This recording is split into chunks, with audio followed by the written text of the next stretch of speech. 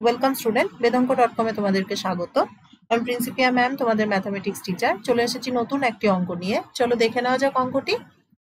সমাকলন করো integration dx by x log x log x। তো এই অঙ্কটি প্রথমেই যেটি দিয়ে আমরা করব সেটি হলো কি মেথড অফ সাবস্টিটিউশন।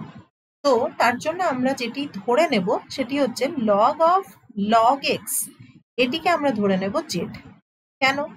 কারণ log এর ডিফারেন্সিয়েশন হয় 1/x, তাহলে এক্ষেত্রে কি হবে 1/log x।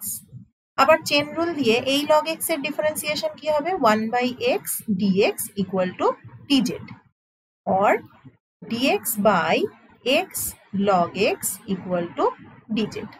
তাহলে এটিকে আমরা লিখি integration dx by x log x dz by log x কে লিখলাম z।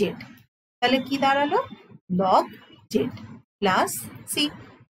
তাহলে log x এর z এর জায়গায় ভ্যালু পুট করছি log x।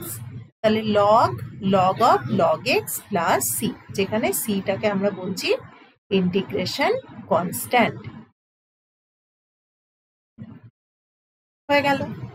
Thank you for watching বেদাঙ্ক.com। আরো নতুন নতুন অঙ্কের সমাধান পেতে অবশ্যই বেদাঙ্ক.com ব্রাউজ করুন।